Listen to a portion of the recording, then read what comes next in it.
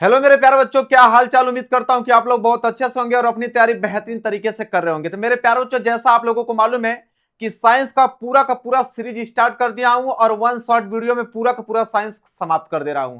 पहला चैप्टर हमने रासायनिक अभिक्रिया तथा समीकरण पढ़ा दिया, वो भी बहुत अच्छे तरीके से। वीडियो नहीं देखे हैं तो आपसे रिक्वेस्ट है कि डिस्क्रिप्शन में लिंक है, जाकर उसको देख लीजिए। और या तो प्लेलिस्ट बना हुआ है, प्लेलिस्ट में जाकर सारे के सारे सब्जेक्ट की पढ़ाई आप कर सकते हो। उसमें साइंस का भी प्लेलिस्ट अलग से बना हुआ है, जिसमें से पहला चैप्टर हमने पढ़ा दिया है। और आज की इस वीडियो में आपके आकाश भैया लेकर आ गए हैं चैप्टर दूसरा। दूसरा चैप्टर का नाम है कि अम्ल, क्षारक एवं लवण। इतना बेहतरीन तरीके से पढ़ा दूंगा कि पूरे के पूरे यूट्यूब चैनल पे इस तरह कोई नहीं पढ़ाया होगा। और जो मैं नोट्स आज आप लोगों को प्रोवाइड करने वाला हूं, एक ऐसा नोट्स जो कि टॉपर की तरह यहां पे नोट्स प्रोवाइड मिलेगा आप लोगों को, जैसा लगेगा कि टॉपर का नोट्स है। इतना बेहतरीन तरीके से मैं आप लोगों को पढ़ाने वाला हूं। तो आज की इस वीडियो में वन शॉट में अम्ल, क्षारक एवं लवण बिल्कुल समाप्त कर देंगे। चलिए स्टार्ट करते हैं और वीडियो को जरूर से जरूर लाइक कर दीजिएगा। और अगर वीडियो आपको पसंद आई हो तो जरूर जरूर एक कमेंट कीजिएगा। तो चलिए टॉपिक को स्टार्ट करते हैं। एक बात और हम बता देते हैं कि हम पढ़ाते नहीं है, सीधा दिमाग में ठोकते हैं। इसका मतलब यह है कि एक बार पढ़ा दिया तो दिमाग में आप लोगों के बिल्कुल बैठ जाने वाला है। चलिए स्टार्ट करते हैं टॉपिक, और यहां से हो जाएगा टॉपिक आप लोगों का स्टार्ट। चैप्टर का नाम था अम्ल, क्षारक, लवण। तो सबसे पहले हमने अम्ल को ही उठा लिया। सबसे पहला टॉपिक हमारा क्या रहेगा? अम्ल। कि आखिरकार अम्ल होता क्या है। ठीक है, तो अम्ल अगर आपसे पूछे या बोर्ड एग्जाम में दे दे कि अम्ल किसे कहते हैं, तो आप क्या लिखोगे?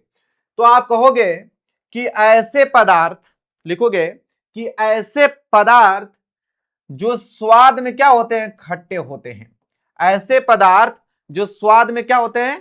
खट्टे होते हैं, तथा नीले लिटमस पत्र को लाल कर देते हैं, वो क्या कहलाते हैं? अम्ल कहलाते हैं। मतलब कि ऐसे पदार्थ जो कि स्वाद में खट्टे होते हैं, जितने भी अम्ल होगा, जितना भी अम्ल होगा वह सबके सब स्वाद में क्या होंगे? खट्टे होंगे। ठीक है, लेकिन आप यह नहीं कह सकते हैं कि जो भी चीज खट्टा है वो सारा का सारा अम्ल ही हो सकता है। नहीं, जो भी अम्ल होगा वो खट्टा होगा। ठीक है, इस बात को याद रखिएगा। लेकिन कोई भी पदार्थ अगर खट्टा है तो उसको हम अम्ल नहीं कह सकते हैं, सभी के सभी पदार्थ को। ठीक है, तो आप इतना याद रखिए कि अगर अम्ल होगा तो उसका स्वाद खट्टा होगा 100%, 110%।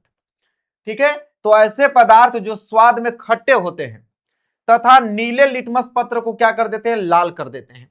एक लिटमस पेपर आता है, मैं आगे भी पढ़ाऊंगा लिटमस पेपर क्या होता है, वो सूचक होता है। तो लिटमस पेपर को क्या कर देता है? यह लाल कर देता है। नीले लिटमस पत्र को क्या कर देता है? लाल कर देता है। वो होता है आप लोगों का अम्ल। परिभाषा आप लोगों को समझ में आ गई? ठीक। एक परिभाषा और आपकी किताब में दिया हुआ है कि ऐसे पदार्थ जो जल में घुलकर H+ मतलब हाइड्रोजन आयन देते हैं, अम्ल कहलाते हैं। मतलब कि अगर अम्ल होगा, जब उसको हम जल में घोलेंगे तो क्या प्रदान करेगा? H+ हाइड्रोजन आयन प्रदान करेगा। तब हम समझ जाएंगे कि हाँ भाई अम्ल है। या तो कोई चीज स्वाद में खट्टी लग रही है, ठीक है, मतलब अम्ल होगा तो स्वाद में खट्टा जरूर वो आप लोगों को महसूस होगा। ठीक है, समझ में आ गया आप लोगों को परिभाषा? अब हम देख लेते हैं इसके उदाहरण। क्या देख लेते हैं? उदाहरण देखिए, जैसे HCl, ठीक है, हाइड्रोक्लोरिक अम्ल। HCl क्या होता है? हाइड्रोक्लोरिक अम्ल। HCl एक अम्ल है। H2SO4 इसे बोलते हैं हम लोग सल्फ्यूरिक अम्ल। HNO3 यह है आपका नाइट्रिक अम्ल। यह हो गया CH3COOH एसिटिक अम्ल। ये सभी के सभी क्या है? अम्ल हैं। और इनका स्वाद क्या होगा? खट्टा होगा। और जब इन्हें जल में हम घोलेंगे तो आपको H+ आयन प्रदान करेगा। और यह नीले लिटमस को क्या कर देता है? लाल कर देता है। जितना टॉपिक था बिल्कुल बेहतरीन तरीके से हमने पढ़ा दिया। समझ में आ गया ना आप लोगों को? चलिए आगे बढ़ते हैं। इसका PDF आपको मिल जाएगा टॉपर वाले एप्लीकेशन पे। टॉपर वाले एप्लीकेशन पे आप लोगों को मिल जाएगा। टॉपर वाले एप्लीकेशन पे आप लोगों को इसका PDF मिल जाएगा।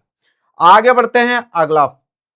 अब हम याद करेंगे यहां पे कुछ चीजें कि प्राकृतिक रूप में पाए जाने वाले, ठीक है, प्राकृतिक रूप में पाए जाने वाले कुछ अम्ल हैं। जैसे यहां पे मैंने स्रोत लिखा हुआ है, यहां पे अम्ल का नाम लिखा हुआ है, याद कर लीजिए, बहुत इंपॉर्टेंट है। जैसे आपसे कोई पूछेगा कि संतरा या नींबू में कौन सा अम्ल पाया जाता है, तो आप कहोगे साइट्रिक अम्ल पाया जाता है। इसी तरह सेब में, तो सेब में आपके मैलिक अम्ल पाया जाता है। इसी तरह सिरका में, तो सिरका में एसिटिक अम्ल पाया जाता है। कोई पूछ ले कि टमाटर में कौन सा अम्ल पाया जाता है, तो आप कहिएगा ऑक्सैलिक अम्ल पाया जाता है। इसके बाद जठर रस में तो हाइड्रोक्लोरिक अम्ल पाया जाता है। इस तरह आपका इमली में तो टार्ट्रिक अम्ल पाया जाता है। दही या खट्टा दूध की अगर हम बात करें तो इसमें लैक्टिक अम्ल पाया जाता है। यहां पे देखिए जैसे प्रोटीन आ गया, तो प्रोटीन में कौन सा पाया जाता है, अमीनो अम्ल पाया जाता है। इस तरह लाल चींटी का डंक में, जब कोई चींटी आपको डंक मार देती है, काट देती है, तो उसमें कौन सा अम्ल पाया जाता है, तो मेथनोइक अम्ल, जिसे हम लोग फार्मिक अम्ल भी कहते हैं। क्लियर है, समझ में आ रहा है आप लोगों? नोट्स आपको बिल्कुल अच्छे तरीके से बनाना। ऐसा नोट्स आप लोगों को पूरे पूरे यूट्यूब चैनल पे चैलेंज देता हूं, देख लीजिएगा, नहीं मिलेगा। अब ये आपका नेटल पौधा, इसमें पाया जाता है मेथनोइक अम्ल, जिसे फार्मिक अम्ल कहते हैं। ठीक है, तो ये कुछ चीजें हैं प्राकृतिक रूप में पाए जाने वाले अम्ल हैं, जो कि हमने बना दिया है लिस्ट। इसको आप नोट कर लीजिए, स्क्रीनशॉट ले लीजिए, या तो इसका पीडीएफ आपको टॉपर वाले एप्लीकेशन पे मिल जाएगा, इसी वीडियो के डिस्क्रिप्शन में लिंक है, वहां से डाउनलोड कर लीजिए। और पहला चैप्टर जरूर देख लीजिएगा, रासायनिक अभिक्रिया तथा समीकरण, बहुत बेहतरीन तरीके से पढ़ाया हूं उस चैप्टर को। आगे बढ़ते हैं मेरे प्यारे बच्चों, आगे अब आ गया आपका क्षारक। ठीक है, क्षारक है, आम्ल का काम खत्म हो गया, अब क्षारक देखते हैं क्षारक क्या होता है। तो कह रहा है कि ऐसे पदार्थ जो स्वाद में कड़वे होते हैं।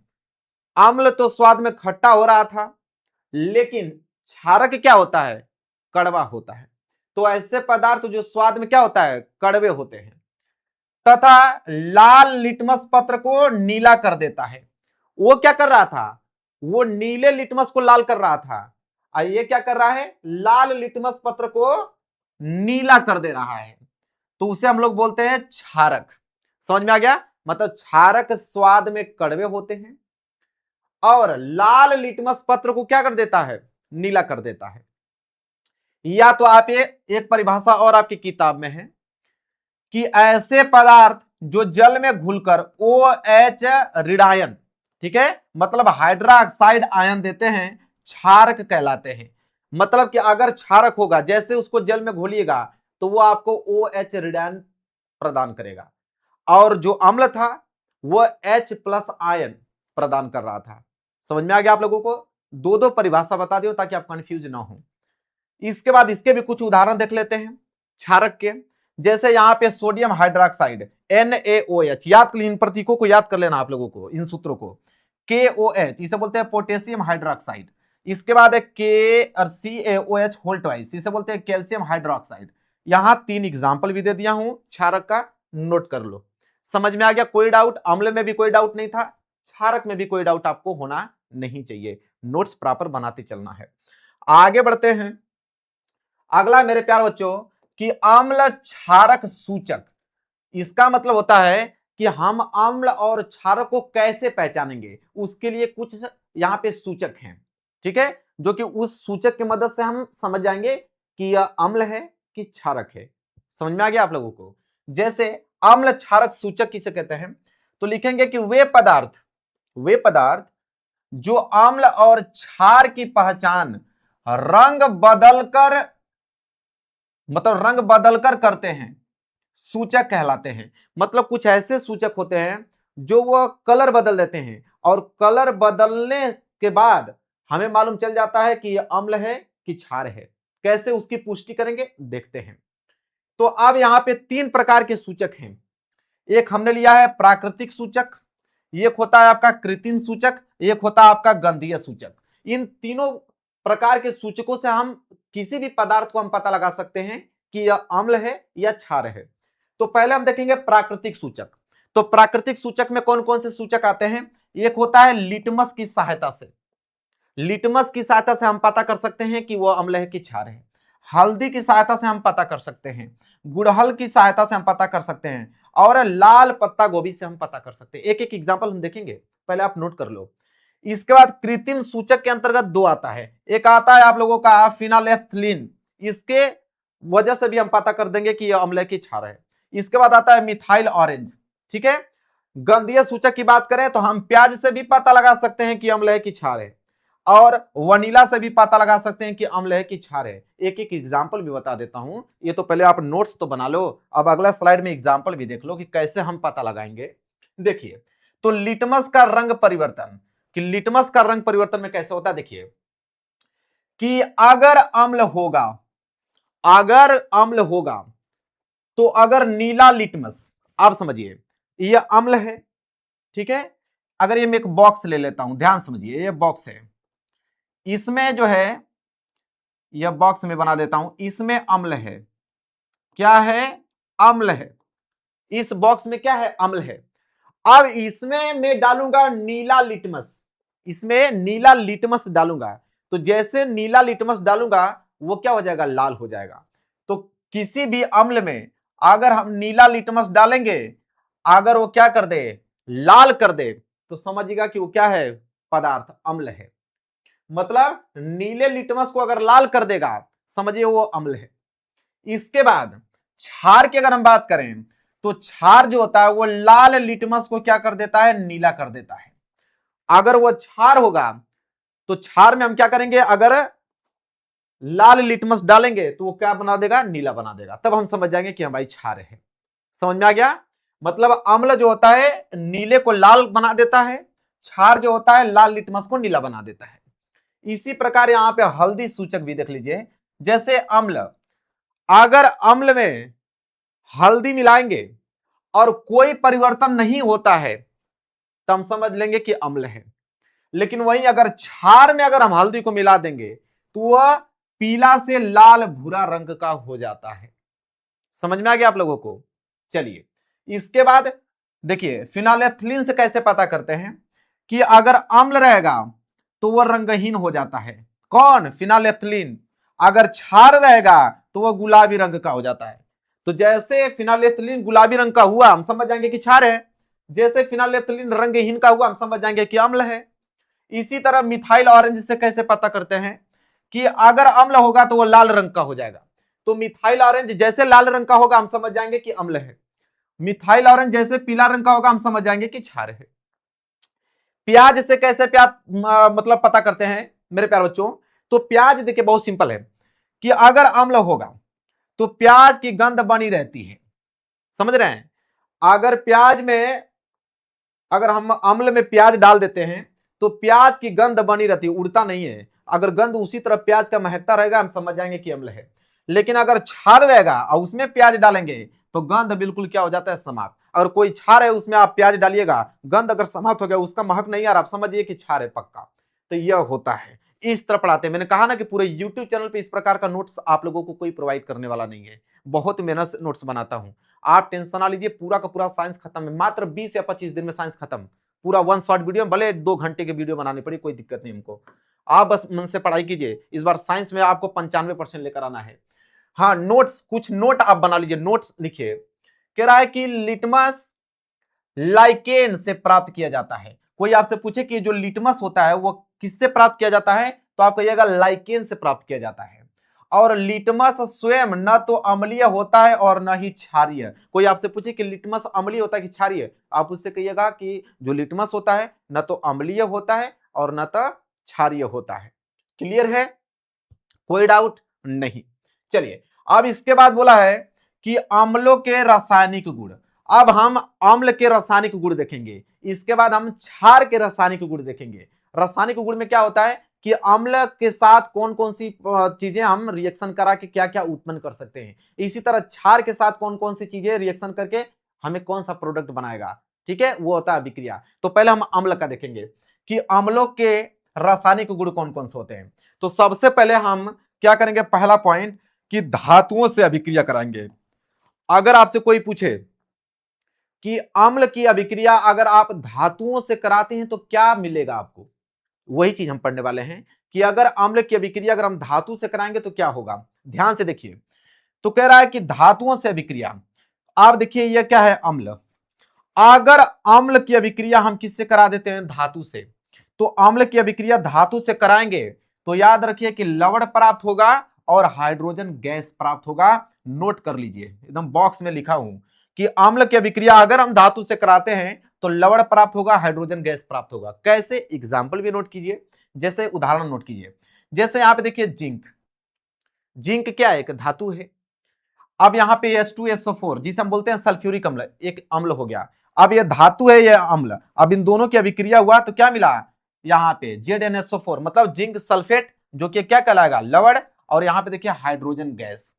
तो कोई आपसे पूछे कि अम्ल की अभिक्रिया धातु से कराने पे क्या होता है, तो आप कहिएगा कि लवण प्लस हाइड्रोजन गैस प्राप्त होता है। एग्जाम्पल आपके सामने है, यही बुक का एग्जाम्पल, इसको याद कर लीजिए। दूसरा एग्जाम्पल देख लीजिए, जैसे आपका आयरन हुआ, लोहा, ठीक है, तो लोहा क्या हुआ? एक धातु। अब ये क्या है? H2SO4 सल्फ्यूरिक अम्ल। तो धातु के विक्रिया हमने अम्ल से कराया, तो यहां पे लवण आयरन सल्फेट बना, FeSO4 आयरन, ठीक है, सल्फेट, जो कि क्या है? लवण है। और यहां पे देखिए H2 मतलब हाइड्रोजन गैस प्राप्त हुआ। समझ में आ गया कि अम्ल के विक्रिया धातु से कराते हैं तो लवण और हाइड्रोजन गैस प्राप्त होता है। एग्जाम्पल आपके सामने है, क्लियर है? चलिए आगे बढ़ते हैं मेरे प्यार बच्चों। अगला, अब हम अम्ल की अभिक्रिया किससे कराएंगे? धातु कार्बोनेट से कराएंगे तथा बाइकार्बोनेट से। तो अब यहां पे हेडिंग डालिएगा कि धातु कार्बोनेट तथा बाइकार्बोनेट से क्रिया। अगर हम अम्ल की क्रिया धातु कार्बोनेट से कराएंगे तो क्या प्राप्त होगा, और वही अम्ल की क्रिया अगर हम बाइकार्बोनेट से कराएंगे तो क्या प्राप्त होगा? सबका अलग अलग देखेंगे। तो पहले हम धातु कार्बोनेट से देखते हैं। नोट कीजिए कि अगर यह अम्ल है और अम्ल की अभिक्रिया हमने किससे कराया? धातु कार्बोनेट से। अम्ल की अभिक्रिया में किससे करा रहा हूं? धातु कार्बोनेट से करा रहा हूं। तो यहां पे लवण प्राप्त होगा, इसके बाद कार्बन डाइऑक्साइड प्राप्त होगा, और साथ ही साथ क्या प्राप्त होगा? जल प्राप्त होगा, 100% प्राप्त होगा। कैसे? एग्जाम्पल देख लीजिए। जैसे देखिए Na2CO3, ये आपका है सोडियम कार्बोनेट। सोडियम कार्बोनेट क्या है? धातु कार्बोनेट। आ गया ना, कार्बोनेट इसके आगे जुड़ गया, मतलब ये क्या हो गया? धातु कार्बोनेट। सोडियम तो एक धातु हो गया और उसके आगे कार्बोनेट जुड़ गया, मतलब धातु कार्बोनेट हो गया। तो धातु कार्बोनेट की अभिक्रिया में किससे करा रहा हूं? अम्ल के साथ, मतलब HCl मतलब हाइड्रोक्लोरिक अम्ल के साथ। तो जब अभिक्रिया करेगा तो देखिए लवण प्राप्त होगा। लवण देखिए NaCl, एक क्या है? NaCl मतलब सोडियम क्लोराइड। सोडियम क्लोराइड एक क्या हो गया? यहाँ पे लवण, ये क्या हो गया? लवण हो गया। और क्या कहलाता? कार्बन डाइऑक्साइड प्राप्त होता है। तो देखिए CO2 कार्बन डाइऑक्साइड प्राप्त हो गया, साथ ही साथ जल प्राप्त होगा। देखिए H2O जल लिखा भी है, देखिए कार्बन डाइऑक्साइड प्राप्त हो रहा है और क्या प्राप्त हो रहा है? जल। मतलब मैं इसका रिएक्शन हिंदी में भी लिखा हूं ताकि आप समझ जाए अच्छे तरीके से। समझ में आ गया आप लोगों को? तो ये तो धातु कार्बोनेट से था। अब हम देखेंगे बाइकार्बोनेट से क्रिया कराते हैं किसी अम्ल का तो क्या प्राप्त होता है। आइए इसके बाद देखिए, अब आ गया अगला पॉइंट कि यह धातु बाइकार्बोनेट है, कि धातु बाइकार्बोनेट की क्रिया हम किससे करा रहे हैं? अम्ल से। तो क्या प्राप्त होगा? एक लवण प्राप्त होगा, कार्बन डाइऑक्साइड प्राप्त होगा, जल। सेम वही चीज प्राप्त होगा जो उसमें हो रहा था। तो आप एग्जाम्पल देख लीजिए, जैसे यहां पे दिया है कि सोडियम बाइकार्बोनेट, ये आपका NaHCO3, इसे बोलते हैं सोडियम बाइकार्बोनेट। अब ये हो गया HCl मतलब अम्ल हो गया, कौन सा? हाइड्रोक्लोरिक अम्ल। जब ये दोनों आपस में विक्रिया किया क्या बनाएगा? लवण, कार्बन डाइऑक्साइड और जल। देखिए बना भी रहा है NaCl। NaCl क्या है? एक लवण, जिसे हम लोग बोलते हैं सोडियम क्लोराइड, लवण हो गया। इसके बाद CO2 carbon dioxide, carbon dioxide जो है वो गैस है। इसके बाद H2O जल बनाता है, जल बनाता है। बिल्कुल फॉलो कर रहा है नियम, बिल्कुल फॉलो कर रहा है। समझ में आ गया आप लोगों को? चलिए अब हम अम्ल की अभिक्रिया किससे कराएंगे? अब हम अम्ल की अभिक्रिया कराएंगे मेरे प्यार बच्चों क्षारकों से, कि अगर अम्ल की अभिक्रिया क्षारक से कराते हैं तो क्या होगा। तो देखिए क्षारकों से अभिक्रिया, तो यहां अम्ल की अभिक्रिया में किससे करा रहा हूं? क्षारक से। तो अम्ल की अभिक्रिया जैसे मैं क्षारक से कराऊंगा तो लवण तथा जल बनता है, ठीक है। क्षारक की अभिक्रिया अम्ल से कराने पर लवण तथा जल बनता है, इस बात को हमेशा नोट कीजिए। इसे ही हम लोग बोलते हैं उदासीनीकरण अभिक्रिया, जो कि आगे हम लोग समझ जाएंगे। पहले आप इतना नोट कीजिए कि क्षारक और अम्ल जब आपस में अभिक्रिया करेगा तो लवण तथा जल ही बनाएगा। एग्जाम्पल देख लीजिए, जैसे NaOH जिसे बोलते हैं सोडियम हाइड्रोक्साइड, ये हो गया, ये क्या है? क्षारक। ये हो गया आपका HCl जो कि हाइड्रोक्लोरिक अम्ल। तो ये अम्ल हो गया, ये क्षारक, आपस में अभिक्रिया कर रहा है, NaCl बना रहा है मतलब लवण बना रहा है, और H2 वो मतलब जल बना रहा है। देखिए सोडियम क्लोराइड एक लवण हो गया और जल जो है एक आप लोगों का क्या हो गया? H2O जल हो गया। तो समझ में आ गया ना कि क्षारक और अम्ल जब आपस में अभिक्रिया करेंगे तो लवण बनाएंगे और जल बनाएंगे। इस बात को हमेशा नोट रखिएगा। आगे बढ़ते हैं मेरे प्यारे बच्चों। अगला टॉपिक देखिए क्या है कि अम्लों की धातु ऑक्साइड के साथ अभिक्रिया, मतलब कि अब अम्ल की अभिक्रिया हम किससे कराएंगे, धातु ऑक्साइड के साथ कराएंगे तो क्या प्राप्त होगा। तो देखिए मेरे प्यारों, सूत्र इसका कि धातु ऑक्साइड, अगर हम अम्ल की अभिक्रिया किससे कराते हैं, धातु ऑक्साइड से कराते हैं, तो लवण तथा जल ही बनेगा। कैसे, देख लीजिए। जैसे ये हो कापर ऑक्साइड, ये क्या है, कापर ऑक्साइड। तो कापर ऑक्साइड क्या है, एक धातु। ये आपका क्या है, HCl, हाइड्रोक्लोरिक अम्ल। ठीक है, ये अम्ल हो गया, ये आपका धातु ऑक्साइड हो गया। जब आपस में अभिक्रिया किया तो CuCl2 बनाया, जिसे बोलते हैं कापर क्लोराइड। ये क्या हो गया, लवण, और साथ ही साथ H2O बना रहा है, मतलब जल बना रहा है। तो समझ में आ गया ना कि धातु ऑक्साइड की अभिक्रिया जब हम अम्ल से कराएंगे तो लवण तथा जल बनेगा। आप देख लीजिए, आपके सामने है। क्लियर है। अब हम देखेंगे पांचवा कि अम्लों की धातु सल्फाइड के साथ अभिक्रिया। अगर अम्ल की अभिक्रिया हम किससे कराते हैं, धातु सल्फाइड के साथ कराएंगे तो क्या प्राप्त होगा। ठीक है, अगर अम्ल की अभिक्रिया हम किससे कराते हैं, धातु सल्फाइड के साथ कराएंगे तो क्या होगा। देखिए, तो अगर हम लिखा है कि अम्ल धातु सल्फाइड के साथ अभिक्रिया करके क्या बनाता है, हाइड्रोजन सल्फाइड गैस बनाता है। मतलब कि अम्लों की धातु सल्फाइड के साथ अभिक्रिया होगा तो उत्पाद के रूप में हाइड्रोजन सल्फाइड गैस बनाएगा, पक्का 100% बनाएगा। एग्जांपल देख लीजिए। जैसे देखिए, ये आपका आयरन सल्फाइड है, FeS क्या होता है, आयरन सल्फाइड। और ये क्या हो गया, H2SO4 सल्फ्यूरिक अम्ल। तो अम्ल किससे कर रहा है, आयरन सल्फाइड से। तो क्या बना रहा है यहां पे, आयरन सल्फेट FeSO4, और साथ ही साथ हाइड्रोजन सल्फाइड गैस। ये क्या है, हाइड्रोजन सल्फाइड गैस बना रहा है। तो वही बात कहा है कि अगर हम अम्ल की अभिक्रिया धातु सल्फाइड के साथ करते हैं तो उत्पाद के रूप में हाइड्रोजन सल्फाइड गैस 100% प्राप्त होगा। क्लियर है। चलिए थोड़ा सा पानी पी लेते हैं मेरे प्यार बच्चों, बोलते बोलते बिल्कुल थक गए हम।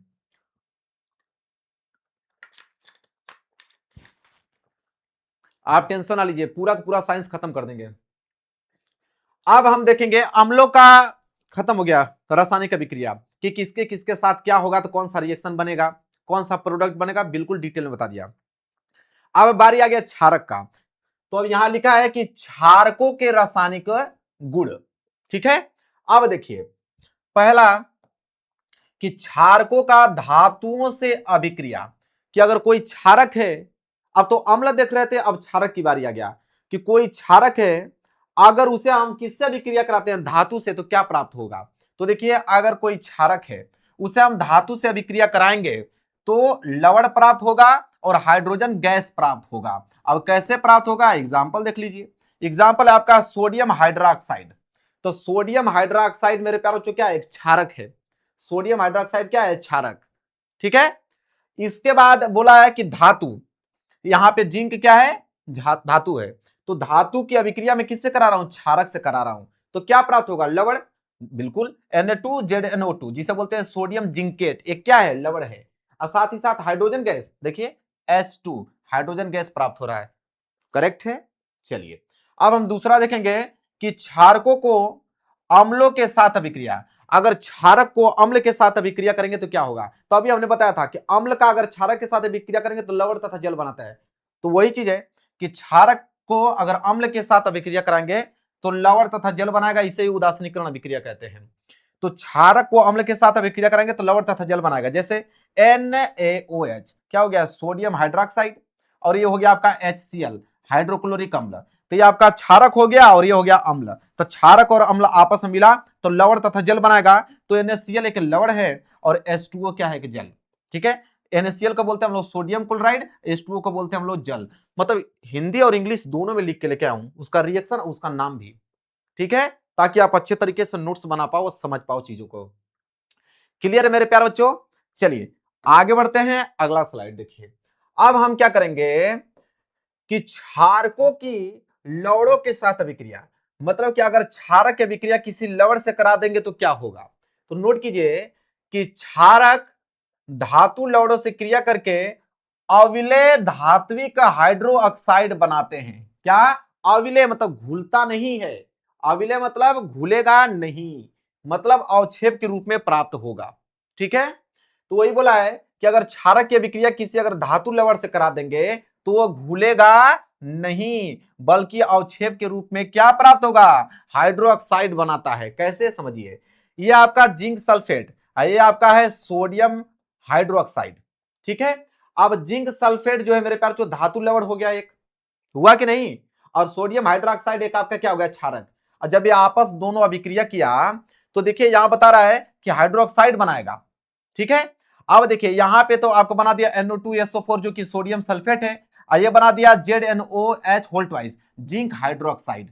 जिंक हाइड्रोक्साइड देखिए क्या बना दिया, जिंक हाइड्रोक्साइड। वही कह रहा है कि जिंक ये जो है हाइड्रोक्साइड के रूप में अवक्षेप प्राप्त होगा। तो देखिए जिंक हाइड्रोक्साइड, आइए जो प्रतीक एरो नीचे की तरफ है, पहला क्लास जाके देख लीजिए रासायनिक अभिक्रिया तथा समीकरण में एक एक पॉइंट बताया हूं कि अगर प्रतीक नीचे की तरफ रहेगा तो हमेशा अवक्षेप प्राप्त होगा, और अवक्षेप हमेशा ऑलवेज हमेशा ठोस होता है, हमेशा ठोस होता है।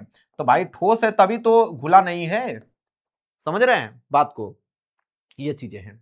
अब देखिए चौथा पॉइंट कि क्षारकों की अधातु ऑक्साइडों से अभिक्रिया, और किसी क्षारक को अगर हम अधातु ऑक्साइड से अभिक्रिया कराएंगे तो क्या होगा, देखिए तो यहां पे लिखेंगे कि क्षारक अधातु ऑक्साइडों के साथ क्रिया करके क्या बनाता है, लवण तथा जल बनाता है। लवण बनाएगा और जल बनाएगा, कैसे एग्जांपल समझिए। यहां बोला है कैल्शियम हाइड्रोक्साइड, कैल्शियम हाइड्रोक्साइड, ठीक है। अब यहां बोला है कार्बन डाइऑक्साइड, तो ये तो आपका क्षारक हो गया कैल्शियम हाइड्रोक्साइड, और ये कार्बन डाइऑक्साइड क्या हो गया, अधातु हो गया। अधातु ऑक्साइड हुआ कि नहीं, कार्बन अधातु है, ऑक्साइड उसके साथ जुड़ गया, तो क्षारक और अधातु ऑक्साइड आपस में जुड़ा, क्या बनाएगा, लवण तथा जल। देखिए CaCO3 जिसे बोलते हैं कैल्शियम कार्बोनेट, एक लवण है, और H2O मतलब जल है। समझ में आ गया, तो ये सारी की सारी चीजें आप लोगों को याद होनी चाहिए। आगे बढ़ते हैं, अगला है नोट में। नोट में कुछ पॉइंट आप नोट कर लीजिए। बोला है कि सभी क्षारक जल में घुलनशील नहीं होते हैं। बहुत ध्यान से समझिएगा कि सभी के सभी क्षारक जो होते हैं, जरूरी नहीं है कि सारे के सारे क्षारक जल में घुल ही जाएंगे। तो वही बोला है कि सभी क्षारक जल में घुलनशील नहीं होते हैं, और जल में घुलनशील क्षारक को हम लोग क्षार कहते हैं। अब समझ में आया। कुछ बच्चे कह रहे होंगे कि बार बार सर कह रहे हैं क्षारक, और हम लोग को स्कूल में पढ़ाया जा रहा है क्षार, कि अम्ल क्षार लवण, और सर कह रहे हैं क्षारक। तो क्षार कौन सा होगा, कि जो क्षारक जल में घुल जाएगा उसे हम कहते हैं क्षार। तो वही बोला है कि सभी क्षारक जल में घुलनशील नहीं होते हैं, जल में घुलनशील क्षारक को ही हम लोग क्या कहते हैं, क्षार कहते हैं।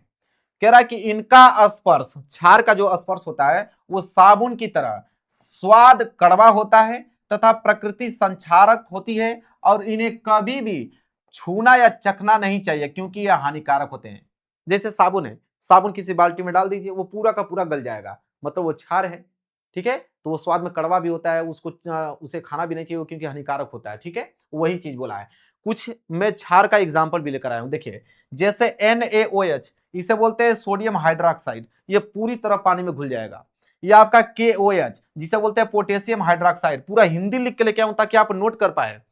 इसके बाद है CaOH होल ट्वाइस जिसे बोलते हैं कैल्शियम हाइड्रोक्साइड। इसके बाद है NH4OH जिसे अमोनियम हाइड्रोक्साइड बोलते हैं। ये सभी की सभी क्या है, क्षार है, क्योंकि ये पानी में पूरी तरह से घुल जाएंगे। फिर बोला है कि सभी क्षार क्षारक होते हैं, मतलब जितने क्षार होंगे उनको हम क्षारक कह सकते हैं, लेकिन परंतु सभी क्षारक को हम क्षार नहीं कह सकते हैं, क्योंकि सभी क्षारक को हम क्षार नहीं कह सकते हैं। उन्हीं क्षारक को हम क्षार कहेंगे जो पानी में पूर्णतः घुल जाए।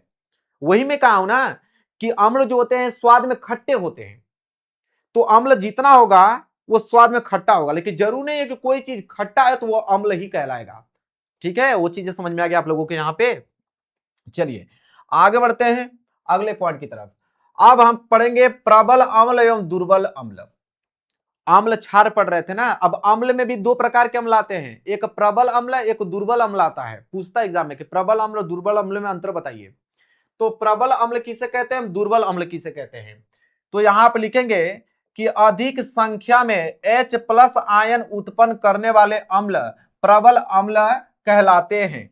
मतलब कि जितना अधिक H+ आयन देगा, ठीक है, वो क्या कहलाएगा, प्रबल अम्ल कहलाएगा। जितना H+ आयनों की संख्या जितना अधिक होगी वो प्रबल अम्ल कहलाएगा।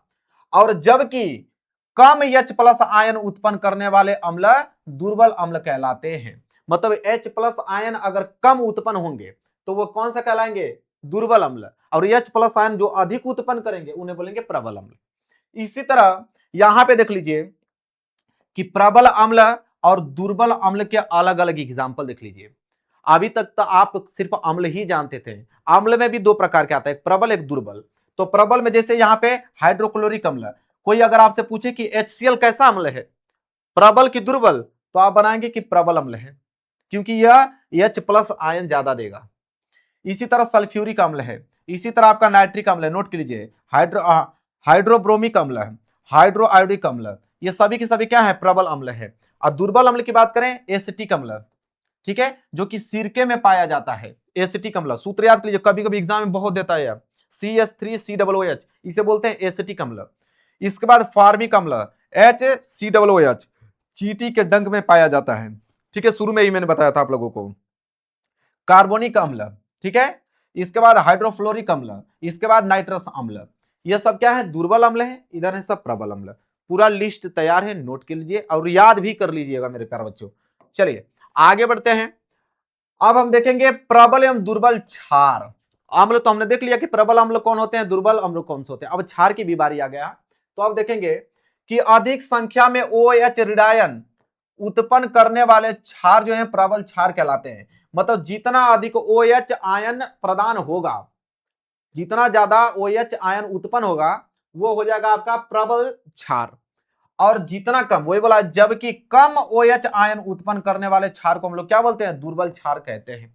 सिंपल है, प्रबल क्षार और इधर दुर्बल क्षार। प्रबल क्षार में कौन कौन से आ जाते हैं, जैसे sodium hydroxide NaOH, potassium hydroxide KOH, calcium hydroxide, इसके बाद बेरियम हाइड्रोक्साइड, ये सब क्या है, प्रबल क्षार है।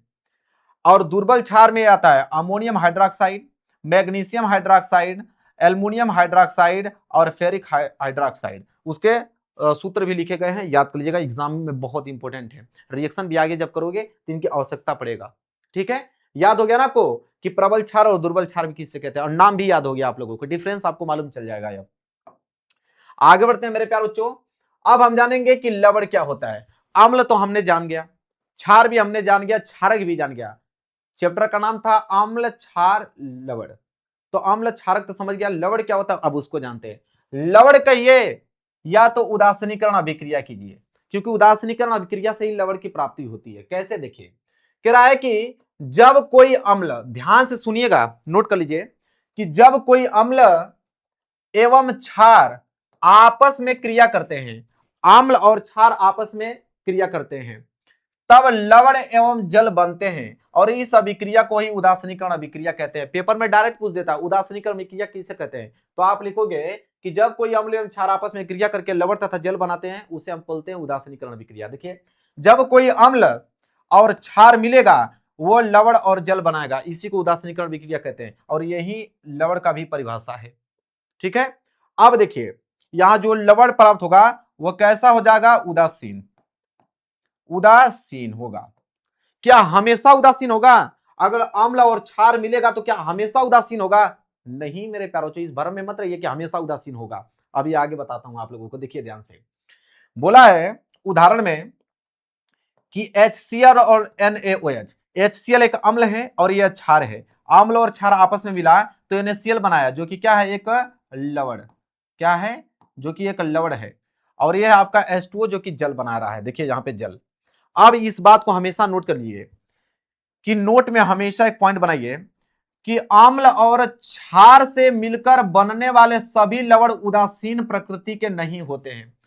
ये हमेशा, देखिए, कोई जरूरी नहीं है कि अम्ल और क्षार मिल गया तो जो लवण प्राप्त होगा वो हमेशा उदासीन होगा। वो हमेशा उदासीन नहीं होगा। उदासीन कब होगा ये भी मैं बताता हूं। तो वही कह रहा है कि बनने वाले लवणों की प्रकृति अम्ल एवं क्षार की प्रबलता एवं दुर्बलता पर निर्भर करती है। अम्ल की प्रबलता और अम्ल की दुर्बलता पर निर्भर करता है कि वो जो लवण बनेगा उदासीन होगा कि अम्लीय होगा कि क्षारीय होगा। कैसे, यहां पे देख लीजिए किस कंडीशन में क्या होता है, इसको नोट बनाइए। अगर प्रबल अम्ल है और प्रबल अम्ल की अभिक्रिया अगर हम प्रबल क्षार से करा देते हैं, प्रबल अम्ल जो है वो भी प्रबल है, क्षार भी प्रबल है, अगर दोनों प्रबल हैं तो हमेशा उदासीन लवण प्राप्त होगा। लेकिन अगर प्रबल अम्ल है और उस साइड दुर्बल क्षार है, तो जो लवण प्राप्त होगा वह अम्लीय लवण होगा। उसकी प्रकृति कैसी होगी? अम्लीय होगी। वहीं अगर दुर्बल अम्ल हो जाएगा और प्रबल क्षार हो जाएगा तो अब यह क्षारीय लवण हो जाएगा। मतलब उसकी प्रकृति क्या हो जाएगी? लवण की क्षारीय हो जाएगी। ये कभी भ्रम में मत रहिएगा कि हमेशा जो लवण प्राप्त होता है उदासीनीकरण अभिक्रिया में वो हमेशा क्या होता है? आपका उदासीन होता है। ठीक है, वह आपका अम्ल भी हो सकता है, क्षार भी हो सकता है, वह इनके प्रबलता पर निर्भर करता है। जो कि देखिए 3 पॉइंट होता है, तीनों पॉइंट मैंने बता दिया, नोट कर लीजिए। इतना मैं बोला हूं ना कि इतना बेहतरीन नोट्स पूरे यूट्यूब चैनल पे आप लोगों को कोई प्रोवाइड करने वाला नहीं है। जो नोट्स बना लोगे जब इस चैप्टर को पढ़ लोगे और किसी दूसरे स्टूडेंट से जब क्वेश्चन करना चालू करोगे ना तब उसको समझ में आएगा। चलिए आगे बढ़ते हैं। अगला है पीएच मान। देखिए मेरे प्यारों बच्चों, पीएच मान क्या होता है? ठीक है, एग्जाम में बोलता है कि पीएच मान क्या होता है, दैनिक जीवन में पीएच मान का क्या उपयोग होता है ये बताइए। तो पीएच मान क्या होता है, इसकी परिभाषा नोट कर लीजिए कि किसी विलयन की अम्लीय या क्षारीय प्रकृति को बताने वाले मान को हम पीएच मान कहते हैं। मतलब अगर कोई भी विलयन है उसमें अम्लीय की मात्रा कितना है कि या वो विलयन क्षारीय है, उसको बताने के लिए हम पीएच स्केल का इस्तेमाल करते हैं। पीएच स्केल से ही हम बता देंगे कि यह अम्लीय है कि क्षारीय है। ठीक है, पीएच का अर्थ क्या होता है? पीएच बराबर पोटेंशियल ऑफ हाइड्रोजन, मतलब हाइड्रोजन की क्षमता कि कितना हाइड्रोजन है। ठीक है, इसके बाद देखिए पीएच पैमाना स्केल। देखिए पीएच पैमाना कहां से स्टार्ट होता है? 0 से लेकर 14 तक होता है। 0 से लेकर 14 तक, देखिए यहां पर लिखा भी है 0 से लेकर 14। अगर न्यूट्रल है तो हो जाएगा आपका 0। ठीक है, अब यहां पे देखिए 1 2 3 4 5 6 7, ठीक है, 8 9 10 11 12 13 14। अरे यहाँ पे 0 है ना, 7 के बाद ये हो जाएगा 0, इसके बाद ये हो जाएगा आपका 8 9 10 11 12 13। दिख रहा है कि नहीं आपके इसमें? चलिए मैं बढ़िया से लिख देता हूँ इसको, समझ लीजिए, यहाँ से कोई दिक्कत नहीं है। ठीक है, मतलब कि न्यूट्रल का मान होता है यहाँ पे 0। अब ये हो जाएगा आपका 1, ये हो जाएगा 2, कलर में चेंज करके लिख देता हूं ताकि आपको अच्छे तरीके से समझ में आ जाए। 2 के बाद ये होता है आपका 3, ये होता है 4, ये होता है 5, ये होता है 6। ठीक है, ये हो जाता है आप लोगों का 7। ठीक है, 7 पे क्या हो जाता है? उदासीन हो जाता है मेरे प्यार बच्चों। मतलब 0 से स्टार्ट होगा, कहां तक जाएगा? 14 तक। 0 से 14 तक होता है। मैं बता देता हूं आप लोगों को ऐसे, देखिए ये होता है आपका 0। ठीक है, इसके बाद होता है 1, इसके बाद होता है 2, इसके बाद होता है 3, इसके बाद होता है 4, इसके बाद होता है 5, इसके बाद 6, इसके बाद 7, इसके बाद 8, इसके बाद 9, इसके बाद 10, इसके बाद 11, इसके बाद 12, इसके बाद 13, इसके बाद हो जाता है 14। मतलब कि अगर पीएच मान 7 होगा तो वो हो जाएगा आपका उदासीन, और 7 से कम होगा तो हो जाएगा एसिडिक अम्ल, और 7 से अधिक हो जाएगा तो हो जाएगा आपका क्षारीय। ठीक है, अभी यहाँ पे क्लियर हो जाएगा आप लोगों का। तो 0 से लेकर 14 तक इसका पैमाना चलता है। मतलब यहां से 0 से स्टार्ट होता है, कहां तक चलता है? 14 तक चलता है। ठीक है, अब देखिए आगे नोट कीजिए, बोला है कि पीएच मान अगर 7 होगा तो हो जाएगा आपका उदासीन। ठीक है, जैसे शुद्ध जल, यहां पे लिखा भी होगा 7 के आगे यहां पे लिखा है प्योर वाटर, शुद्ध जल। अगर किसी भी वैल्यू का, किसी भी पदार्थ का अगर पीएच मान 7 हो रहा है तो आप समझ लीजिए कि वो कैसा है? उदासीन है। फिर बोला है कि पीएच मान अगर 7 से कम होगा तो वह अम्लीय होगा। पीएच मान अगर 7 से अधिक है तो वो क्या कहलाएगा? क्षारीय। ठीक है, फिर नोट में लिखिए कि पीएच 7 से जितनी कम होगी, पीएच मान किसी भी वैल्यू जितना 7 से कम होगा उतना ही वह प्रबल होगा। ठीक है, उतना ही वह अम्ल क्या होगा? प्रबल होगा। फिर बोला इसी तरह पीएच 7 से जितना अधिक होगी क्षारक उतना ही प्रबल होगा। मतलब 7 से जितना कम होते आएंगे वो प्रबल अम्ल कहलाएगा, और 7 से जितना अधिक बनेंगे वो प्रबल क्षारक कहलाएगा, और 7 रहेगा तो भाई उदासीन होगा। मतलब 0 से स्टार्ट होगा कहां तक? 14 तक। क्लियर है? ये समझ में आ गया आप लोगों को पीएच मान। चलिए अब यहां पे पूछता है कि पीएच का दैनिक जीवन में क्या उपयोग होता है। ठीक है, देख लेते हैं। तो पहला तो भाई पाचन तंत्र में इसका उपयोग होता है। कहां पे? देखिए कि हमारे पेट में हाइड्रोक्लोरिक अम्ल HCl होता है जो भोजन के पाचन में क्या कर देता है? मदद करता है। साथ ही साथ अधिक अम्ल बनने पर हम अपच, एसिडिटी हो जाती है। ठीक है, इसके बाद तीसरा है कि इससे राहत पाने के लिए एंटासिड जैसे मिल्क ऑफ मैग्नीशिया का उपयोग हम लोग करते हैं, जैसे इनो वगैरह पीते हैं। ठीक है, तो यह पीएच मान का जो है दैनिक जीवन में इसका उपयोग है पाचन तंत्र में। दूसरा होता है दांत की सुरक्षा में भी इसका उपयोग होता है, जैसे कि जब मुंह का पीएच मान 5.5 से कम हो जाता है तब दांतों का जो इनेमल होता है वो क्या होता है, घुलने लगता है। साथ ही साथ इसलिए क्षारीय टूथपेस्ट का उपयोग करने की सलाह दी जाती है। डॉक्टर कहता है कि क्षारीय टूथपेस्ट का इस्तेमाल आप लोग कीजिए। ठीक है, इसके बाद रक्त की बात कर, रक्त ब्लड में कह रहा है कि मानव रक्त का पीएच मान लगभग कितना होता है, 7.4 होता है, और पीएच में अधिक परिवर्तन होने पर स्वास्थ्य पर गंभीर प्रभाव क्या होता है, पड़ सकता है।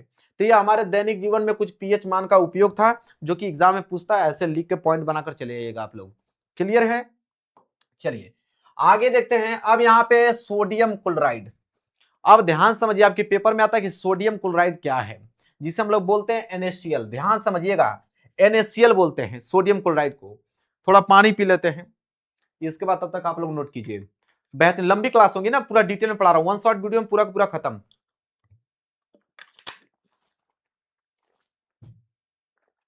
चलिए, सोडियम क्लोराइड को हम बोलते हैं NaCl।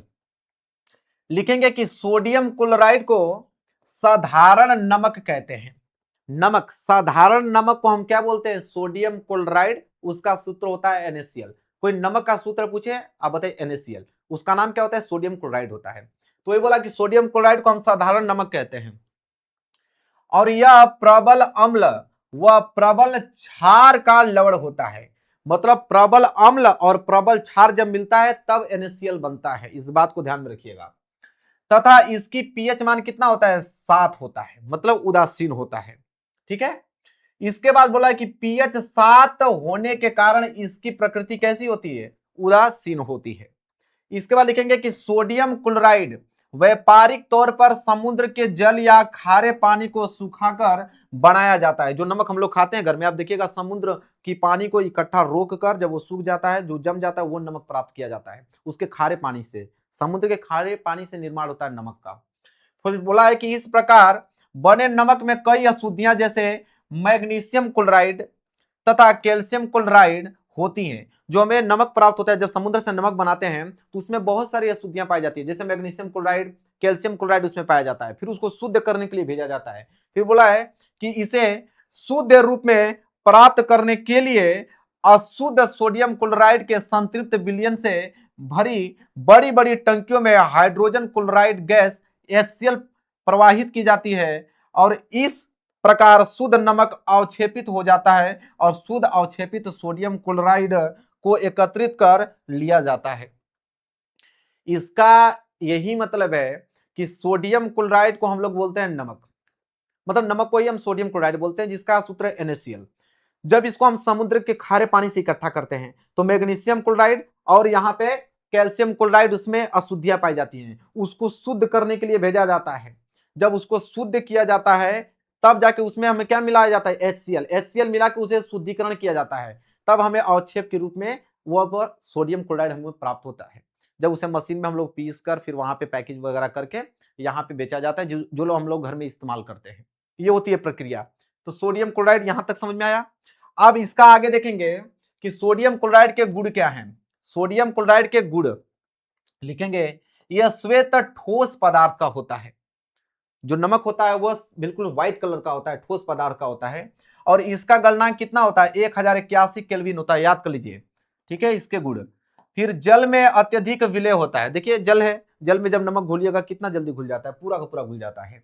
फिर बोला कि जलीय विलयन में आयनित हो जाता है, मतलब समाहित हो जाता है, टूट जाता है बिल्कुल।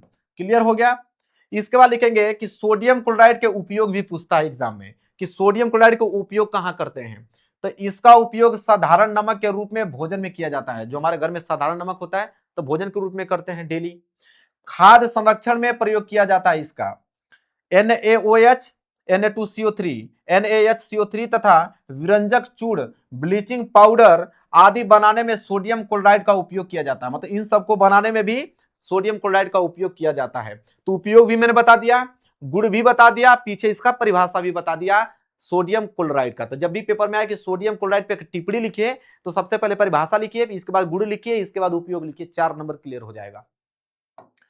आगे मेरे प्यार बच्चों है कि सोडियम हाइड्रोक्साइड, अब ये क्या होता है, सोडियम हाइड्रोक्साइड, अभी हमने सोडियम क्लोराइड देखा था, अभी आ गया सोडियम हाइड्रोक्साइड जिसे बोलते हैं NaOH।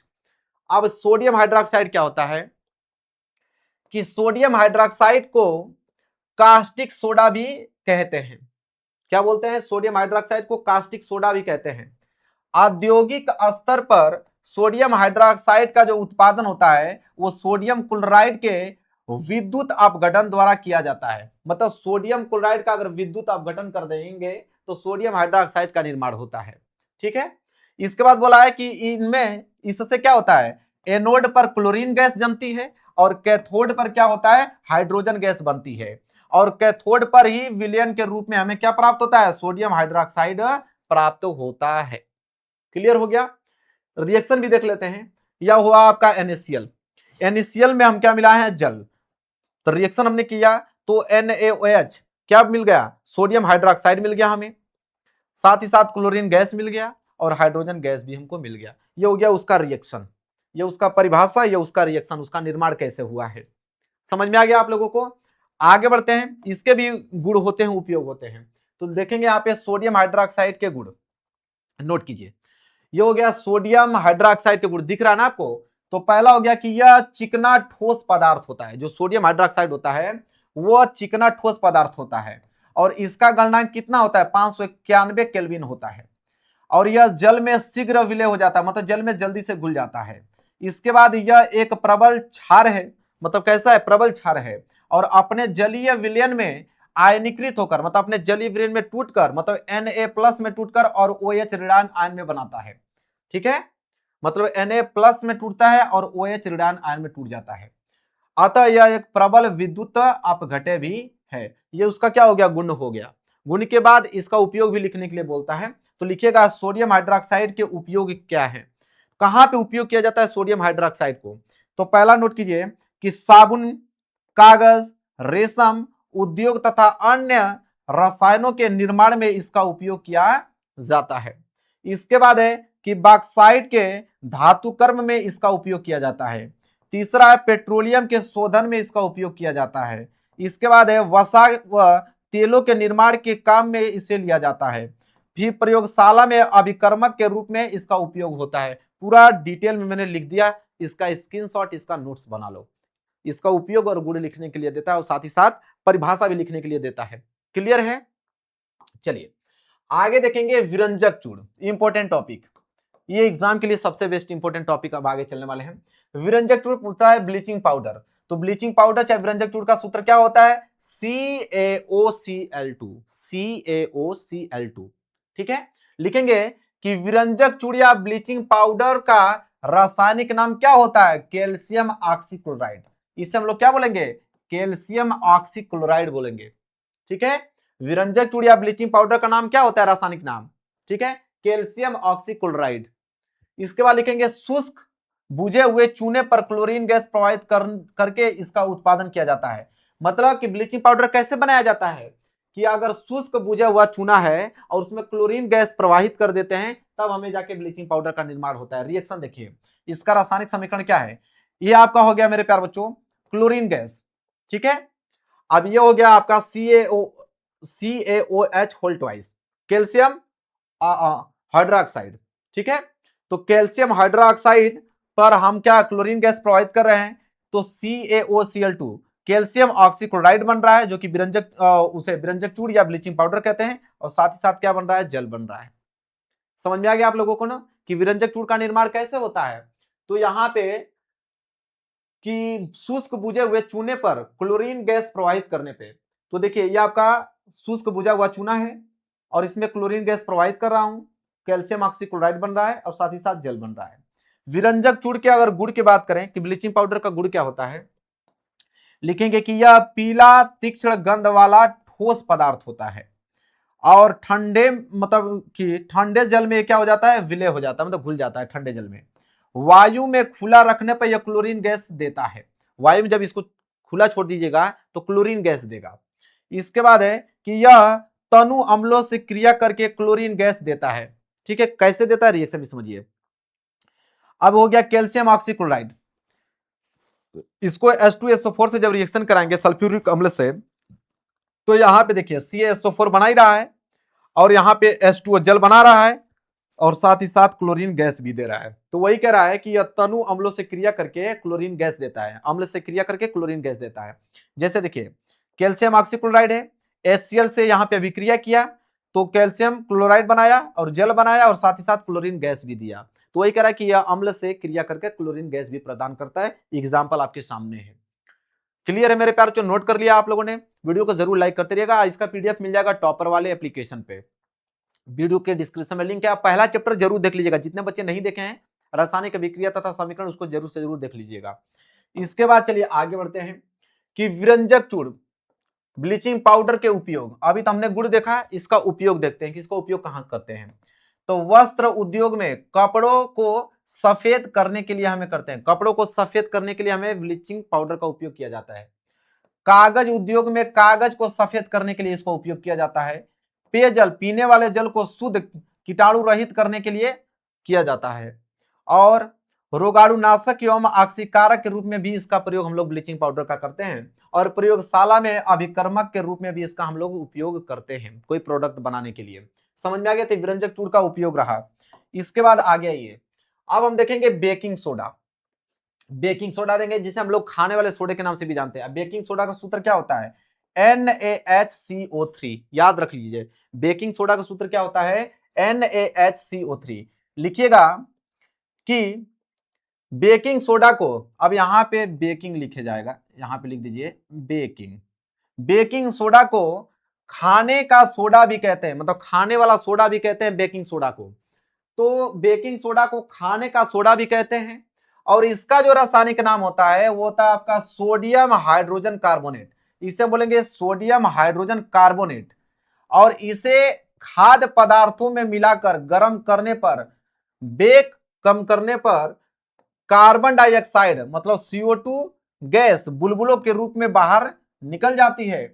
और इस प्रकार केक जैसे खाद्य पदार्थ फूलकर हल्के हो जाते हैं तथा इनमें छिद्र पड़ जाते हैं और NaCl का उपयोग करके हम बेकिंग सोडा बनाया जाता है। मतलब पूरा का पूरा हमने लिख लिया, क्या क्या पॉइंट लिखा उसको समझिए। बेकिंग सोडा का नाम क्या है? तो बेकिंग सोडा का कोई सूत्र पूछे आपसे खाने वाला सोडा का, तो आप बताइएगा NaHCO3, जिसे हम लोग क्या बोलते हैं? सोडियम हाइड्रोजन कार्बोनेट बोलते हैं। और कह रहा है कि इसे खाद्य पदार्थों में मिलाकर गर्म करने पर, इसे खाद्य पदार्थों में मिलाकर अगर गर्म करेंगे तो उसमें कार्बन डाइऑक्साइड गैस बुलबुलों के रूप में बाहर आएगा।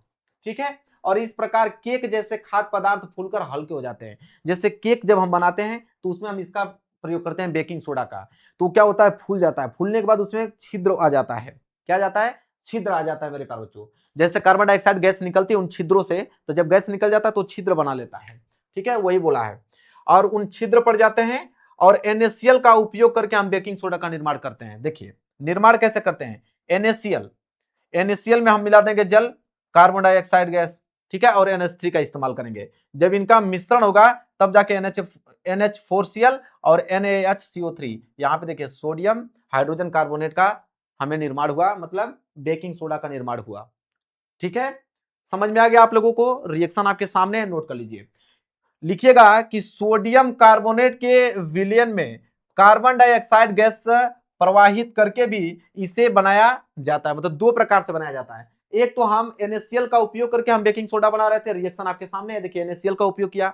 और एक हम सोडियम कार्बोनेट के विलयन में कार्बन डाइऑक्साइड गैस प्रवाहित करके भी हम बेकिंग सोडा का निर्माण कर सकते हैं। कैसे? देखिए Na2CO3, ठीक है, इसमें हमने यहां कार्बन डाइऑक्साइड गैस मिला दिया, इसमें भी हालांकि मिलाया था कार्बन डाइऑक्साइड गैस। ठीक है, कार्बन डाइऑक्साइड गैस मिला दिया, जल मिला दिया, यहां पे प्राप्त हो गया आप लोगों को सोडियम हाइड्रोजन कार्बोनेट प्राप्त हो गया। मतलब बेकिंग सोडा, खाने वाला सोडा का निर्माण हो गया। तो पूरा का पूरा प्रॉपर नोट से मेरे प्यारे बच्चों डिटेल में आपको समझाया हूं, कोई भी टॉपिक छोड़ नहीं रहा हूं। आगे बढ़ते हैं। अब आ जाएगा आपका बेकिंग सोडा के गुण क्या है। इसके गुण होते हैं, इसके भी उपयोग होते हैं। तो बेकिंग सोडा जो कि NaHCO3 जिसे हम लोग सोडियम हाइड्रोजन कार्बोनेट बोलते हैं, इसके गुण क्या है? तो लिखेंगे कि यह श्वेत सफेद क्रिस्टलीय ठोस पदार्थ है। लिखेंगे कि यह जल में अल्प विलय कम घुलनशील है, मतलब यह जल में कम घुलता है। कभी जल में बेकिंग सोडा मिलाकर देखिएगा, कम घुलेगा। जल में इसका विलयन क्या हो जाता है? क्षारीय हो जाता है। गर्म करने पर यह कार्बन डाइऑक्साइड गैस छोड़ता है। जैसे इसको गर्म करेंगे तो कार्बन डाइऑक्साइड गैस निकलेगा, जैसे केक बना रहे थे। तो इसके बाद है कि रासायनिक समीकरण, ठीक है, इसका रासायनिक समीकरण देख लीजिए कि NaHCO3 सोडियम हाइड्रोजन कार्बोनेट, जब इसको हम गर्म करेंगे तो Na2CO3 और H2 और कार्बन डाइऑक्साइड के रूप में बाहर आ जाएगा। अब देखेंगे बेकिंग सोडा का उपयोग कहां हम करते हैं। पहला लिखिए, खाद्य पदार्थों में बेकिंग पाउडर के रूप में, जैसे केक बनाया, ब्रेड बनाया, उसके फुलाने के लिए हम बेकिंग सोडा का प्रयोग करते हैं। ये हम लोग ठोकवा वकवा छानते हैं, अपने घरों में देखे होंगे, तो उसमें बेकिंग सोडा का इस्तेमाल करते हैं ताकि वो फूले ज्यादा। इसके बाद है कि सोडा वाटर तथा सोडा युक्त शीतल पेय बनाने में इसका उपयोग किया जाता है। पेट की अम्लीयता दूर करने के लिए एंटासिड के रूप में भी अग्नाशमक यंत्रों में इसका उपयोग किया जाता है, और प्रयोगशाला में भी अभिकर्मक के रूप में इसका उपयोग किया जाता है कोई प्रोडक्ट बनाने के लिए। समझ में आ गया? गुण भी हमने बता दिया, उपयोग भी बता दिया, साथ ही साथ इसका परिभाषा भी हमने बता दिया, रिएक्शन भी हमने बता दिया। आगे बढ़ते हैं मेरे प्यार बच्चों। अब आया धामन सोडा, कपड़ा धोने वाला सोडा, जिसे बोलते हैं Na2CO3 10H2O। इसका सूत्र होता है, याद कर लीजिए, मतलब कपड़े धोने के सोडा को भी कहते हैं, मतलब धामन सोडा कपड़े धोने के सोडा को भी हम कहते हैं। और इसका रासायनिक नाम क्या होता है? Sodium carbonate. इसे बोलते हैं सोडियम कार्बोनेट, जिसमें 10 क्रिस्टलीय जल होते हैं। जल के अणु जो होते हैं वो 10 होते हैं। तो ये बोला कि कपड़े धोने के सोडा भी कहते हैं, और इसका रासायनिक नाम क्या होता है? Sodium carbonate. इसमें एक सोडियम कार्बोनेट अणु के साथ, मतलब एक सोडियम कार्बोनेट अणु के साथ 10 अणु क्रिस्टल जल होते हैं। देखिए लिखा हुआ है। और सोडियम कार्बोनेट का साल्वे विधि से निर्माण किया जाता है। किस विधि से सोडियम कार्बोनेट का निर्माण किया जाता है? तो साल्वे विधि से हम निर्माण करते हैं इसका। और एक अन्य विधि में बेकिंग सोडा को गर्म करने पर सोडियम कार्बोनेट प्राप्त होता है। मतलब एक और विधि है कि अगर बेकिंग सोडा को अगर हम गर्म कर देंगे तभी भी हमारे धामन सोडा देखने को मिलेगा, उसका रिएक्शन हम देखेंगे बाद में। फिर बोला है कि इसे पुनः क्रिस्टलीयकरण करने पर कपड़े धोने का सोडा अर्थात धामन सोडा प्राप्त हो जाता है। मतलब फिर उसको गर्म करेंगे तो फिर जाके धामन सोडा में कन्वर्ट हो जाएगा। एग्जाम्पल समझिए, जैसे देखिए NaHCO3 है, ठीक है। अब क्या किया हमने कि Na2CO3 और H2O और क्या बनाया? कार्बन डाइऑक्साइड बनाया, यहां पे गर्म करने पे इसको। अब हम क्या करेंगे यहां पे कि जो Na2CO3 हमको प्राप्त हुआ, अब इसको हम ले लेंगे, इसमें हम पानी के 10 क्रिस्टलीय अणु मिलाएंगे। अब यह बनेगा आपका Na2CO3 10H2O, जो कि फाइनल आंसर देके जाएगा आप लोगों का, ठीक है, सोडियम कार्बोनेट, जिसे हम बोलते हैं धामन सोडा। समझ में आ गया आप लोगों को? पहले आपका NaHCO3 सोडियम हाइड्रोजन कार्बोनेट आएगा, ठीक है, मतलब खाने वाला सोडा। उसको हम गर्म करेंगे तो ये इस रूप में टूटेगा। फिर यहां से Na2CO3 को हम उठाएंगे और इसमें पानी के 10 क्रिस्टलीय अणु मिलाएंगे। अब यहां से निर्माण हो जाएगा आप लोगों का किसका? धामन सोडा का निर्माण हो जाएगा।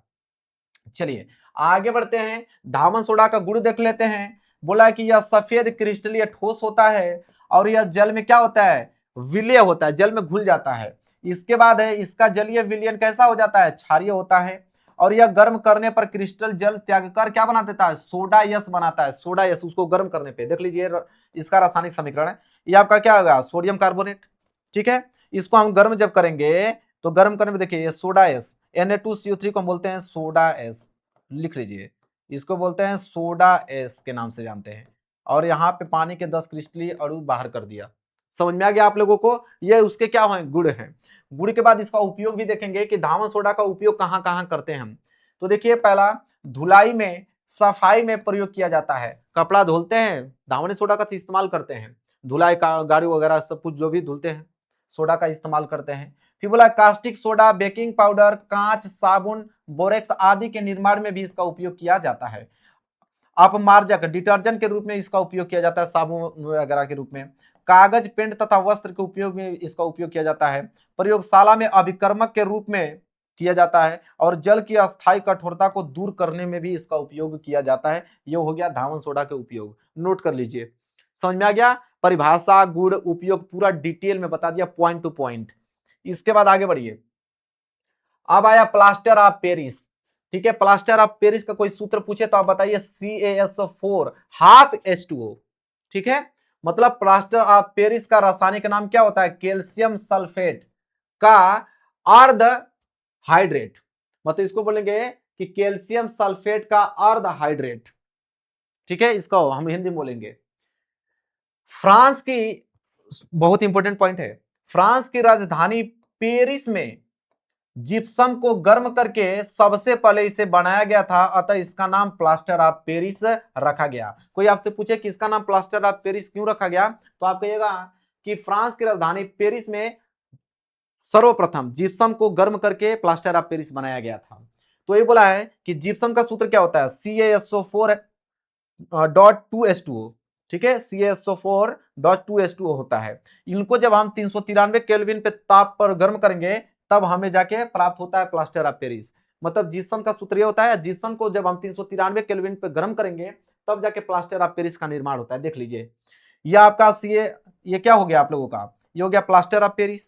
प्लास्टर ऑफ पेरिस को हम क्या कर रहे हैं, गर्म कर रहे हैं। तो गर्म करने पे तब जाके यहाँ पे देखिए आपका बन गया आपका प्लास्टर ऑफ पेरिस, ठीक है। ये क्या हो गया आपका जिप्सम, यहां लिख भी देते हैं, ये हो गया जिप्सम। अब जिप्सम को हमने क्या किया, गर्म किया। गर्म करने पे प्लास्टर ऑफ पेरिस का निर्माण हो गया, साथ ही साथ क्या निकल रहा है, जल निकल रहा है। समझ में आ गया। तो कोई आपसे पूछे कि प्लास्टर ऑफ पेरिस का निर्माण कैसे हुआ, ठीक है, तो आप कहिएगा कि जिप्सम को जब हम 393 केल्विन ताप पर गर्म करते हैं तब जाके प्लास्टर ऑफ पेरिस का निर्माण होता है, जिसे हम लोग पीओपी के नाम से भी जानते हैं। यहाँ पे लिखा होगा कि इसे हम पीओपी भी कहते हैं, प्लास्टर ऑफ पेरिस। चलिए अगला पॉइंट देखते हैं। अब आ गया आपका प्लास्टर ऑफ पेरिस का गुण। तो लिखेंगे पहला कि यह सफेद रंग का मुलायम तथा चिकना चूड़ पाउडर होता है। मतलब सफेद रंग का पाउडर होता है, मुलायम। इसमें जल मिलाने पर 15 से 20 मिनट में जमकर कठोर ठोस बन जाता है। अगर इसमें जल मिला देंगे तो यह ठोस बन जाएगा 15 से 20 मिनट के अंदर। कह रहा है कि जल के साथ अभिक्रिया करके वह पुनः जिप्सम बनाता है। मतलब कि अगर प्लास्टर ऑफ पेरिस है, जल के साथ इसका अभिक्रिया करा देंगे तो वो ठोस बन जाएगा, मतलब पुनः क्या बन जाएगा, जिप्सम, ठीक है। इसके बाद प्लास्टर ऑफ पेरिस का क्या उपयोग कहां कहां किया जाता है, तो टूटी हड्डियों पर प्लास्टर चढ़ाने में किया जाता है, मूर्तियों एवं खिलौने बनाने में, भवनों की सजावट में, और दांतों के साँचे बनाने में, और साथ ही साथ चाक एवं सजावटी वस्तुएं बनाने में इसका उपयोग किया जाता है। तो प्लास्टर ऑफ पेरिस का उपयोग, इधर गुण, और मैं परिभाषा भी बता दिया हूं, उसका निर्माण कहां से हुआ है सब कुछ डिटेल में बता दिया हूं। चलिए खत्म हो गया आप लोगों का पूरा चैप्टर खत्म। लो भाई, इतना डिटेल में कोई नहीं पढ़ाया होगा। अब ये आप लोगों का खत्म हो गया मेरे प्यार बच्चों कि अम्ल क्षार लवण की कहानी हो गया बिल्कुल समाप्त। अगर वीडियो आप लोगों को पसंद आए तो वीडियो को जरूर लाइक कीजिएगा, चैनल पर नए हो तो चैनल को जरूर सब्सक्राइब कर लीजिएगा। मिलेंगे एक प्यार से नेक्स्ट वीडियो में, तब तक के लिए धन्यवाद।